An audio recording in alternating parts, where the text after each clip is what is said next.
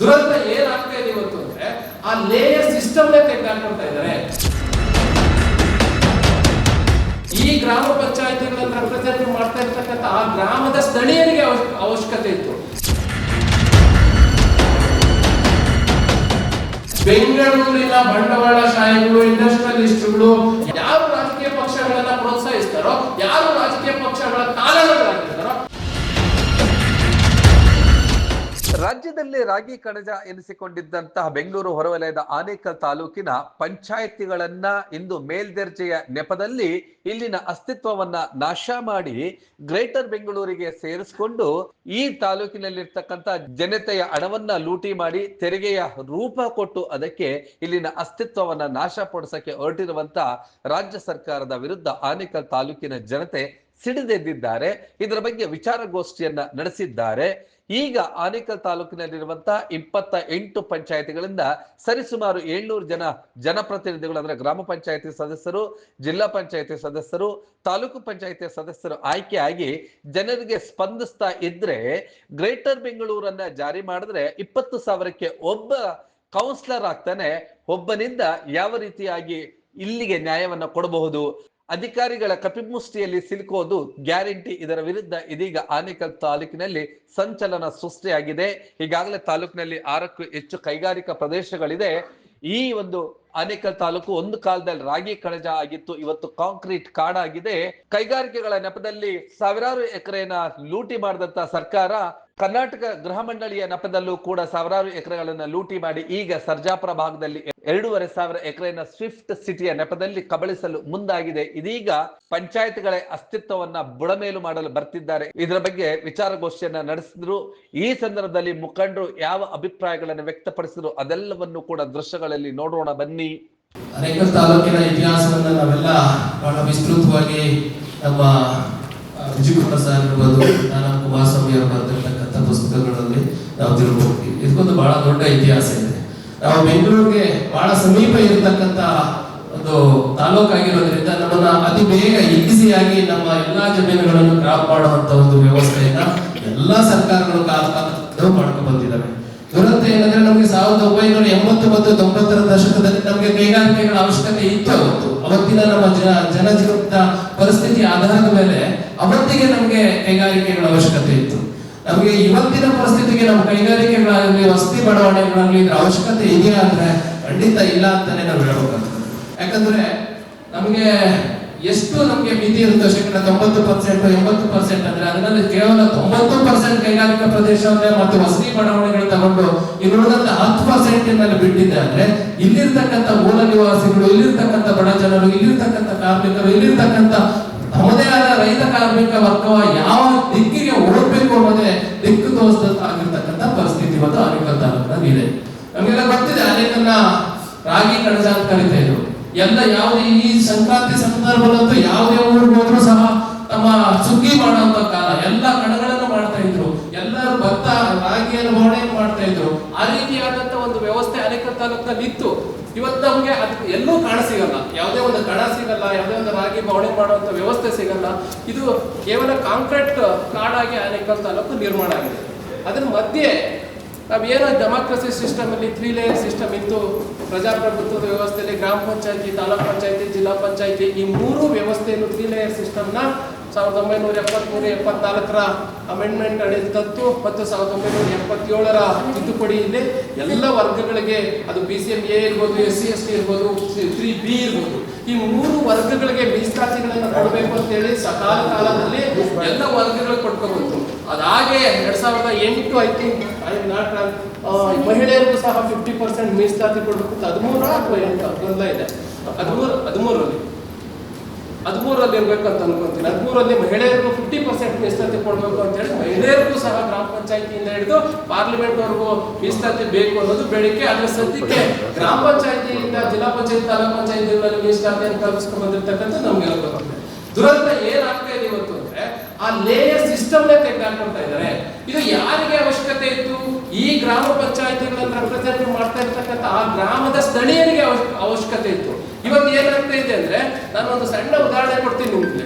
ಯಾರು ಬಂಡವಾಳಶಾಹಿಗಳಿರ್ತಾರೆ, ಯಾರು ಆರ್ಥಿಕವಾಗಿ ಸಬಲರಿರ್ತಾರೆ, ಯಾರು ಸಾಮಾಜಿಕವಾಗಿ ಉನ್ನತ ವರ್ಗದಲ್ಲಿರ್ತಾರೆ, ಅಂತವರು ನಮ್ಮ ನಮ್ಮ ಪ್ರಸನ್ನ ಕುಮಾರ್ ಅವರು ಹೊಸರೋಡಿಂದ ಬಂದು ಪ್ರಸನ್ನ ಕುಮಾರ್ ಅವರಲ್ಲೇ ಜಿಲ್ಲಾ ಪಂಚಾಯತಿಗೆ ಚುನಾವಣೆ ನಿಂತಂತ ಉದಾಹರಣೆ ಇದೆ. ನೀವು ಗಮನಿಸಬೇಕಷ್ಟೇ. ನಾನು ಸಣ್ಣ ಎಕ್ಸಾಂಪಲ್ ಕೊಡ್ತೀನಿ.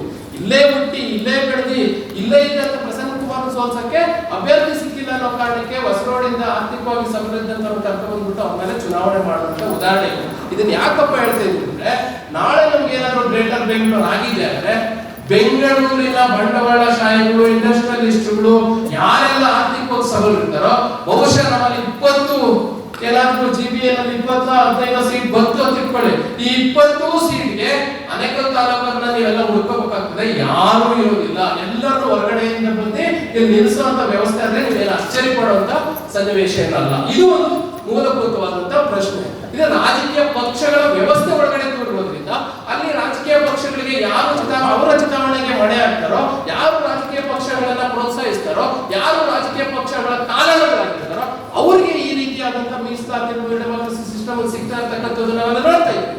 ಹಾಗಾಗಿ ಈ ವಾಯ್ಸ್ ಕೇವಲ ಇಲ್ಲಿಗೆ ನಿಲ್ಲಬಾರ್ದು. ನಾವು ಏನ್ ಗ್ರಾಮ ಪಂಚಾಯತಿಯಿಂದ ಹೇಳಿದ್ರೆ ಜಿಲ್ಲಾ ಪಂಚಾಯತಿ ತನಕ ನಾವು ಆರ್ಥಿಕವಾಗಿ ಸಬಲ ಇದ್ದಿದ್ರು ಸಹ ಮೀಸಲಾತಿ ಕಾರಣಕ್ಕೆ ಒಂದು ST ಇರಲ್ಲ ಅನೇಕ ಊರುಗಳಲ್ಲಿ. ನಮ್ಗೆ ಗೊತ್ತಿದೆ, ಯಾವ್ದೋ ಪಕ್ಕದೂರಲ್ಲಿ ಒಂದು ST ಮಹಿಳೆ ಇರ್ತಾಳೆ, ಅವ್ರು ಕರ್ಕೊಂಡ್ಬಂದು ನಿಲ್ಲಿಸಿ ನಮ್ಮ ಊರಲ್ಲಿ STಗೆ ಮೀಸಲಾತಿನ ಕಲ್ಪಿಸಬೇಕು ಅಂತ ಹೇಳಿ ಕೊಡುವಂತ ವ್ಯವಸ್ಥೆ ಇವತ್ತು ಪ್ರಜಾಪ್ರಭುತ್ವದಲ್ಲಿ ನಮ್ಗೆಲ್ಲ ಅವಕಾಶ ಮಾಡಿಕೊಟ್ಟಿದೆ. ಹಾಗಾಗುತ್ತಾ ಮುಂದೆ ಖಂಡಿತ ಆಗಲ್ಲ. ನಮ್ಮೂರವ್ರಿಗೆ ಅವಕಾಶನೇ ಸಿಕ್ಕಲ್ಲ, ಸ್ಥಳೀಯರಿಗೆ ಅವಕಾಶನೇ ಸಿಗಲ್ಲ.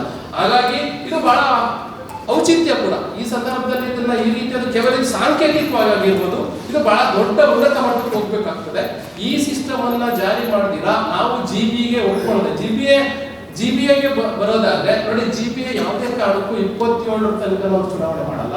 ಚುನಾವಣೆ ಇನ್ನು 1 ವರ್ಷ ಇದೆ, MLA ಎಲೆಕ್ಷನ್ 6 ತಿಂಗಳ ವರ್ಷ ಇದೆ ಅನ್ನೋ ತನಕ ಸಹ ಯಾವುದೇ ಕಾರಣಕ್ಕೂ ಅವರು ಚುನಾವಣೆ ಮಾಡಲ್ಲ ಅನ್ನೋದು ನನಗಿರ್ತಕ್ಕಂಥ ಮಾಹಿತಿ. ಯಾಕೆಂದ್ರೆ ಈಗ ಅವ್ರಿಗೆ ಬೆಂಗಳೂರಿನಲ್ಲಿ ಇರ್ತಕ್ಕಂಥ ಗುಂಡಿಗಳ ಸಮಸ್ಯೆನ ಬಗೆಹರಿಸ್ಕೊಳ್ಳದೆ ಮೀಡಿಯಾಗಳು ಆ ದೃಷ್ಟಿಯಲ್ಲಿ ಕಾನ್ಸಂಟ್ರೇಟ್ ಮಾಡೋದ್ರಿಂದ ಯಾವುದೇ ಕಾರಣಕ್ಕೂ ಅವರು ಚುನಾವಣೆ ಮಾಡುವಂತ ಪರಿಸ್ಥಿತಿ ಇಲ್ಲ. ಒಂದು.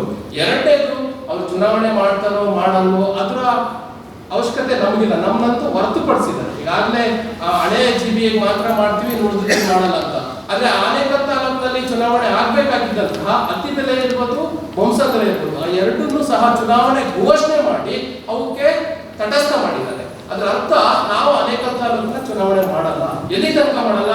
ಬಹುಶಃ ನನಗೆ ಗೊತ್ತಿದ್ದಂಗೆ 32 ತನಕ ಸಹ ಅನೇಕಲ್ ತಾಲೂಕಲ್ಲಿ ಮುಂದಿನ 28 ಅಲ್ಲ 32 ತನಕ ಸಹ ಅನೇಕಲ್ ತಾಲೂಕಿನ ಚುನಾವಣೆಗಳು ಇರಲ್ಲ. ಇಲ್ಲಿ ಯಾವುದೇ ರೀತಿಯಾದಂತಹ ಜನಪ್ರತಿನಿಧಿಗಳು ಇಲ್ಲದೇ ಇರೋದು ನೋಡಿಕೊಂಡ್ರೆ ಇಲ್ಲಿನ ಶಾಸಕರು ಇರ್ಬೋದು, ಇಲ್ಲಿಂದ ಎಲೆಕ್ಟರ್ ಆಗೋಗಿರ್ತಕ್ಕಂಥ MLCಗಳು ಇರ್ಬೋದು, ಇಲ್ಲಿಂದ ಎಲೆಕ್ಟರ್ ಆಗೋಗಿರ್ತಕ್ಕಂಥ MP ಇರ್ಬೋದು, ಇವ್ರು ಯಾರಿಗೂ ಎರಡಷ್ಟು ಸಹ ಕಾಳಜಿ ಇಲ್ಲ.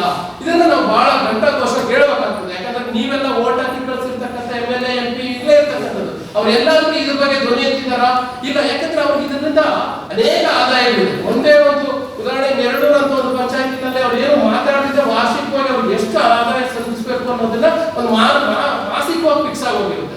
ಆ ಕಾರಣಕ್ಕೋಸ್ಕರ ಅವ್ರು ಎಲ್ಲೂ ಅದನ್ನ ಬಗ್ಗೆ ಧ್ವನಿನೇ ಎತ್ತಲ್ಲ. ಜನಪ್ರತಿನಿಧಿಗಳು ಇದ್ದಿದೆ ಆದ್ರೆ ಇಂಚಿಂಚು PDO ಸೆಕ್ರೆಟರಿ ಎಲ್ಲ ಪ್ರಶ್ನೆ ಮಾಡ್ತಿಲ್ಲ. ಆ ಕಾರಣಕ್ಕೋಸ್ಕರ ಅವ್ರು ಯಾವುದೇ ಕಾರಣಕ್ಕೂ ಚುನಾವಣೆ ಆಗದಿದ್ದಂಗೆ ನೋಡ್ಕೊಳ್ಳೋದು ಜನಪ್ರತಿನಿಧಿಗಳ ಕೆಲಸ ಆಗಿರೋದ್ರಿಂದ ಅದ್ರ ಬಗ್ಗೆ ಏನಾದರೂ ಧ್ವನಿ ಎತ್ತಬೇಕಾದ್ರೆ ಇದು ಕೇವಲ ಸಾಂಕೇತಿಕ ಹೋರಾಟ ಆಗ್ಬೋದು, ಇದೊಂದು ಉಗ್ರ ಹೋರಾಟ ಆಗ್ಬೋದು. ಈಗ ಅನೇಕ ತಾಲೂಕಲ್ಲಿ ಎಲ್ಲೋ ಒಂದು ಬ್ಯಾಂಕ್ ಅಲ್ಲಿ ಬೇರೆ ಬೇರೆ ವಲಸಿಗರು ಬಂದು ಕನ್ನಡ ಮಾತಾಡಿಲ್ಲ ಅನ್ನೋ ಕಾರಣಕ್ಕೆ ಕಿರಣ್ ಇರ್ಬೋದು, ಕನ್ನಡ ಪರ ಸಂಘಟನೆಗಳಿರ್ಬೋದು ಬಹಳ ಗಟ್ಟಿ ಧ್ವನಿಯಾಗಿ ಪ್ರತಿಭಟನೆ ಮಾಡ್ತಾರೆ. ಅದು ಕೇವಲ ನಮ್ಮ ಆಕ್ರೋಶ ವ್ಯಕ್ತಪಡಿಸೋ ರೀತಿ ಅಷ್ಟಕ್ಕೆ ಮಾತ್ರ ಸೀಮಿತ ಆದ್ರೆ ಈ ತಾಲೂಕಿನ ಭವಿಷ್ಯ ಖಂಡಿತ ಉಳಿಯಲ್ಲ. ನಾವು ಇಲ್ಲಿ ಬೆಂಗಳೂರಿನಲ್ಲಿ ಜಯನಗರನೋ ವಿಜಯನಗರನೋ ಪದ್ಮನಾಭನಗರನೋ ಆದ ರೀತಿ ಅನೇಕಲ್ಲೂ ಇದ್ದು ಅಂತ ಹೇಳ್ಕೊಳ್ಳೋ ಅಷ್ಟಕ್ಕೆ ಮಾತ್ರ ನಾವು ಸೀಮಿತ ಆಗ್ತೇವೆ. ಹಾಗಾಗಿ ಇದನ್ನು ಬಹಳ ಆಂತರಿಕವಾಗಿ ತಗೋಬೇಕು. ಮತ್ತೆ ಇದನ್ನ ಯಾವುದೇ ಒಂದು ಸಮುದಾಯ, ಒಂದು ವರ್ಗ, ಒಂದು ಜಾತಿ, ಒಂದು ಪಕ್ಷ ಈ ರೀತಿಯಾಗಿ ಸೀಮಿತ ಮಾಡಬಾರ್ದು. ನಾನು ಮೀಸಲಾತಿ ವಿಚಾರಕ್ಕೆ ಬಂದ್ರೆ ಅನೇಕ ಸಾರಿ ನಮಗೆ ಮೀಸಲಾತಿಯಿಂದ ತೊಂದರೆ ಆಗಿರ್ತಕ್ಕಂಥದ್ದು ಉಂಟು. ನಾನು ಒಂದು 2 ಎಕ್ಸಾಂಪಲ್ ಕೊಟ್ಬಿಟ್ಟು ನನ್ನ ಮಾತುಗಳ ವಿರಾಮ ಹೇಳ್ತೀನಿ. ನಿಮ್ಗೆ ಗೊತ್ತಿರಲಿ, ಅನೇಕ ತಾಲೂಕಲ್ಲಿ ಕಳೆದ 3 ಗ್ರಾಮ ಪಂಚಾಯತಿ ಚುನಾವಣೆಯಲ್ಲಿ ಗ್ರಾಮ ಪಂಚಾಯತಿ ಅಧ್ಯಕ್ಷರಿಗೆ ಒಂದೇ ಒಂದು ಗ್ರಾಮ ಪಂಚಾಯತಿಯನ್ನು BCMAಗೆ ಮೀಸಲಾತಿ ಸಿಗಲಿಲ್ಲ. ಒಂದೇ ಒಂದು ಗ್ರಾಮ ಪಂಚಾಯತಿ ಸಹ ಕಳೆದ 3 ಸಾರಿನೂ ಒಂದೇ ಒಂದು ಗ್ರಾಮ ಪಂಚಾಯತಿ ಅಧ್ಯಕ್ಷಕ್ಕೆ ಮೀಸಲಾತಿ ಸಿಗಲಿಲ್ಲ. ನೀವೆಲ್ಲ 28 ಗ್ರಾಮ ಪಂಚಾಯತಿಗಳನ್ನು ನೋಡ್ಕೊಳ್ಳಿ, ಎಲ್ಲೂ BCMAಗೆ ಲಾಸ್ಟ್ 2 ಟೈಮ್ ಒಂದೇ ಒಂದು ಗ್ರಾಮ ಪಂಚಾಯತಿನಲ್ಲಿ ನಮ್ಗೆ ಮೀಸಲಾತಿ ಸಿಗಲಿಲ್ಲ. ಇನ್ನು ಜಿಲ್ಲಾ ಪಂಚಾಯತಿ ಸಿಗುತ್ತಾ? ಒಂದೇ ಒಂದು ಮಹಿಳೆ ಕೊಡ್ತಾರೆ, ಇಲ್ಲ ಒಂದು ಜೆಂಟ್ಸ್ ಕೊಡ್ತಾರೆ. ಎರಡೂ ಸರಿ ಒಂದು ಮಹಿಳೆ ಕೊಡ್ತಾರೆ, ಇಲ್ಲ ಒಂದು ಜೆಂಟ್ಸ್ ಕೊಡ್ತಾರೆ. ನಮಗೆ ಬರ್ಬೇಕಾಗಿರ್ತಕ್ಕಂಥ OBC 27% ಅಧಿಕ ಬರಬೇಕು. ಆದ್ರೆ ನಮಗೆ ಕೊಡ್ತಾ ಇರೋದು ಎಷ್ಟು? 2.5%, 3%. ಅನೇಕಲ್ ತಾಲೂಕಿನ ದುರಂತ ಒಂದೇ ಒಂದು ಗ್ರಾಮ ಪಂಚಾಯತಿ ಅಧ್ಯಕ್ಷ ಆಗಲ್ಲ ಒಬಿಸಿಲಿ, ಒಂದು ಜಿಲ್ಲಾ ಪಂಚಾಯತ್ ಮೆಂಬರ್ ಆಗಲ್ಲ. ಯಾವ ಹಂತಕ್ಕೆ ಡೆಮಾಕ್ರಸಿ ಸಿಸ್ಟಮ್ ನ ಕೊಲಾಪ್ಸ್ ಮಾಡ್ತಾ ಇದ್ದಾರೆ ಅನ್ನೋದಕ್ಕೆ ಇದೊಂದು 2-3 ಎಕ್ಸಾಂಪಲ್ ಕೊಡ್ತೀನಿ. ಇನ್ನು ಮುಂದುವರೆದು ನಾನು ಈಗ ಒಂದು ಆರ್ಟಿಕಲ್ ಇದೆ, ನನ್ನ ಹತ್ರ ನಾನು ಗ್ರೂಪ್ ಹಾಕ್ತೀನಿ. ಇವತ್ತು ಕೇಂದ್ರ ಸರ್ಕಾರ ಒಂದು ಆದೇಶ ಮಾಡಿದೆ, 8 ಲಕ್ಷಕ್ಕಿಂತ ಆದಾಯ ಹೆಚ್ಚಿರ್ತಕ್ಕಂಥವ್ರಿಗೆ ನೀವು ಯಾವುದೇ ಮೀಸಲಾತಿ ಕೊಡಬೇಡಿ ಅಂತ ಹೇಳಿದರೆ. ಅದರರ್ಥ ಅನೇಕಲ್ ತಾಲೂಕಲ್ಲಿ ಏನಾದರೂ ನಿಮ್ಗೆ 100/100 ಜಾಗ ಇದ್ರೆ ನೀವು ಒಬಿಸಿ ನಲ್ಲಿ ಮೀಸಲಾತಿ ಪಡ್ಕೊಳ್ಳಕ್ಕೆ ಆಗಲ್ಲ. ನನ್ನ ಹತ್ರ ಕೇಂದ್ರ ಸರ್ಕಾರದ ಆದೇಶ ಇದೆ, ನಾನು ಕಳ್ಸಿಕೊಡ್ತೀನಿ ಎಲ್ಲ ಗ್ರೂಪ್ಗೆ ಹಾಕಿ. ಈ ರೀತಿಯಾದಂತಹ ಒಂದು ಸಂವಿಧಾನದ ಮೀಸಲಾತಿಗಳನ್ನ ಬುಡಮೇಲು ಮಾಡಿ ಪ್ರಜಾಪ್ರಭುತ್ವದ ವ್ಯವಸ್ಥೆಯನ್ನು ಬುಡಮೇಲು ಮಾಡಬೇಕಾಗಿರ್ತಕ್ಕಂಥ ಒಂದು ಸನ್ನಿವೇಶಕ್ಕೆ ಇವತ್ತು ಈ ವ್ಯವಸ್ಥೆ ತಂದು ನಿಲ್ಲಿಸಿದೆ. ಇದನ್ನ ಕೇವಲ ನಾವು ಮಾತಾಡಿ ಅಲ್ಲಿಗೆ ಬಿಟ್ರೆ ಇದು ಮುಂದಿನ ದಿನಗಳಲ್ಲಿ ನಮ್ಮೆಲ್ಲರಿಗೂ ಪರಿಣಾಮ ಬೀಳುತ್ತೆ. ಆರ್ಥಿಕವಾಗಿ ಯಾರು ಸಫಲರಾಗಿರ್ಬೋದು, 4 ಜನ ಮುಂದಕ್ಕೆ ಹೋಗಿರ್ಬೋದು, ಬೇರೆ ಬೇರೆ ರೀತಿಯಾದಂತಹ ವ್ಯವಸ್ಥೆ ಇರ್ಬೋದು. ಆದ್ರೆ ಈ ಸಮುದಾಯಗಳಿಂದ ಹುಟ್ಟಿ, ಈ ಸಮುದಾಯಗಳಿಂದ ಬೆಳೆದು, ಈ ಸಮುದಾಯಗಳಲ್ಲಿ ಆರ್ಥಿಕವಾಗಿ, ಸಾಮಾಜಿಕವಾಗಿ, ಶೈಕ್ಷಣಿಕವಾಗಿ ತಿಳಿದಿರ್ತಕ್ಕಂಥ ಮಕ್ಕಳಿಗೆ ಬಹಳ ಕಷ್ಟಕರವಾದಂತಹ ಪರಿಸ್ಥಿತಿ ಇದೆ. ಒಂದು MBBS ಸೀಟ್ ತಗೊಳ್ಳೋ ಕಾಲ, ಒಂದು ಇಂಜಿನಿಯರಿಂಗ್ ಸೀಟ್ ತಗೊಳ್ಳೋ ಕಾಲ ನೀವು 8 ಲಕ್ಷದ ಆದಾಯ ಮಿತಿಯನ್ನು ಹಾಕಿದ್ರೆ ನಿಮ್ಗೆ ಯಾವುದೇ ರೀತಿಯಾದಂತಹ ಈ ಮುಂದಿನ ದಿನಗಳಲ್ಲಿ ಈ ಕಾಲೇಜುಗಳಲ್ಲಿ ಪ್ರವೇಶ ಪಡ್ಕೊಳ್ಳೋದು ಕೂಡ ಕಷ್ಟ ಆಗ್ತದೆ. ನಾವು ಸರ್ಕಾರಿ ಕಾಲೇಜುಗಳಲ್ಲಿ ಕೇಳ್ತಾ ಇರೋದು, ಪ್ರೈವೇಟ್ ಕಾಲೇಜುಗಳಲ್ಲ. ನಮಗೆ ಮೀಸಲಾತಿ ಸಿಗ್ಬೇಕಾಗಿರೋದು ಎಲ್ಲಿಂದ? ಸರ್ಕಾರಿ ಕಾಲೇಜುಗಳಿಂದ. ಆ ಪರಿಸ್ಥಿತಿಗೆ ನಾನು ನಿಲ್ಲಿಸುವಂತ ವ್ಯವಸ್ಥೆ ಮಾಡಿರೋದ್ರಿಂದ ಇದನ್ನ ಕೇವಲ ನಮ್ಮ ಮಾತುಗಳಿಂದ ಆಕ್ರೋಶ ವ್ಯಕ್ತಪಡಿಸಿ ಇಲ್ಲಿಂದ ಆಚೆ ಹೋದ್ಮೇಲೆ ನಿಲ್ಲಿಸಿದ್ರೆ ಅನೇಕಲ್ ತಾಲೂಕಿನ ಇತಿಹಾಸ ಇರಲ್ಲ. ಗ್ರಾಮ ಪಂಚಾಯತಿಯಿಂದ ಹಿಡಿದು ಜಿಲ್ಲಾ ಪಂಚಾಯತ್ ತನಕ 3 ಲೇಯರ್ ಸಿಸ್ಟಮ್ ಏನಿತ್ತು, ಆ ಸಿಸ್ಟಮ್ ಅನ್ನ ಯಾವ ರೀತಿ ನಾವು ಉಳಿಸ್ಕೋಬೇಕು ಅನ್ನೋದ್ರ ಬಗ್ಗೆ ಯೋಚನೆ ಮಾಡಬೇಕು. ಅದರ ಸದ್ಯದ ಪರಿಸ್ಥಿತಿಯಲ್ಲಿ ಅನೇಕಲು ನಗರೀಕರಣ ಆಗಿದೆಯಾ? ಖಂಡಿತ ಆಗಿಲ್ಲ. ಆಗುತ್ತಾ? ಮುಂದಿನ ದಿನಗಳಲ್ಲಿ ಆಗುತ್ತೆ. ಆದ್ರೆ ನಮಗೆ ಬೇಕಾಗಿರ್ತಕ್ಕಂತಹ ಒಂದು ವ್ಯಾಪ್ತಿ ಏನಿದೆಯಲ್ಲ, ಅಂದ್ರೆ ಇವಾಗ 5,000, 10,000, 20,000 ಏನು GBA ಮೆಂಬರ್ಗಳಿಗೆ ಲಿಮಿಟ್ ಮಾಡತಕ್ಕಂಥದ್ದನ್ನ ಬೇರೆ ಏನಾದರೂ ಹೊಸ ಕಾನೂನು ಮಾಡಿ ಅನೇಕ ತಾಲೂಕಲ್ಲಿ ಇರ್ತಕ್ಕಂಥ ಒಂದು ನಗರಸಭೆಗಳನ್ನ, ಪುರಸಭೆಗಳನ್ನ ಅಥವಾ ಪಂಚಾಯತಿಗಳನ್ನ ಮೇಲ್ದರ್ಜೆಗೇರಿಸಿ ಅಲ್ಲಿರ್ತಕ್ಕಂಥ ಮೀಸಲಾತಿಗಳನ್ನು ಉಳಿಸಿ ಅಲ್ಲಿರ್ತಕ್ಕಂಥ ಸ್ಥಳೀಯರಿಗೆ ಗ್ರಾಮ ಪಂಚಾಯತಿ, ಜಿಲ್ಲಾ ಪಂಚಾಯತಿಗಳ ಅವಕಾಶ ಮಾಡುವಂತ ವ್ಯವಸ್ಥೆ ಜಾರಿ ಆಗಬೇಕು. ಈ ಚುನಾವಣೆ ಆಗಲ್ಲ ಅಂದ್ರೆ 4ನೇ ತಾರೀಕಿಗೆ ನಾವು ಮೀಸಲಾತಿ ಕೊಡ್ತೀವಿ ಅಂತ ಹೇಳಿದರೆ, ಒಂದ್ ವೇಳೆ ನಮಗೆ ಅನೇಕಲ್ ತಾಲೂಕಿನ ಹೊರತುಪಡಿಸಿ ಚುನಾವಣೆ ಮಾಡಿದ್ರೆ, ಅನೇಕಲ್ ತಾಲೂಕಿನ ಹೊರತುಪಡಿಸಿ ಗ್ರಾಮ ಪಂಚಾಯತ್, ಜಿಲ್ಲಾ ಪಂಚಾಯತಿ ಚುನಾವಣೆ ಮಾಡಿದ್ರೆ ಆ ಚುನಾವಣೆ ನಾವು ಚಾಲೆಂಜ್ ಮಾಡಿ ಕೋರ್ಟ್ಗೆ ಹೋಗುವಂಥ ವ್ಯವಸ್ಥೆ ಆಗಬೇಕು. ಅದಕ್ಕೆಲ್ಲರೂ ಕೈ ಜೋಡಿಸ್ಬೇಕು. ನಾನು ಸಹ ಅದ್ರ ಜೊತೆ ಇರ್ತೀನಿ ಅಂತ ಚಿನ್ನಪ್ಪ ಈ ಸಂದರ್ಭದಲ್ಲಿ ಹೇಳ್ತಾ, ನೀವು ಈ ಕೂಡ ಎಲ್ಲ ನಮ್ಮ ಚಾನಲ್ಗೆ ಸಬ್ಸ್ಕ್ರೈಬ್ ಆಗಿಲ್ಲ ಅಂದರೆ ಸಬ್ಸ್ಕ್ರೈಬ್ ಬಟನನ್ನು ಕ್ಲಿಕ್ ಮಾಡಿ, ಪಕ್ಕದಲ್ಲಿರೋ ಬೆಲ್ ಐಕನನ್ನು ಕ್ಲಿಕ್ ಮಾಡಿ. ನಾವು ಅಪ್ಲೋಡ್ ಮಾಡುವಂತಹ ವೀಡಿಯೋಸ್ ನಿಮಗೆ ನೋಟಿಫಿಕೇಶನ್ ಬರುತ್ತೆ.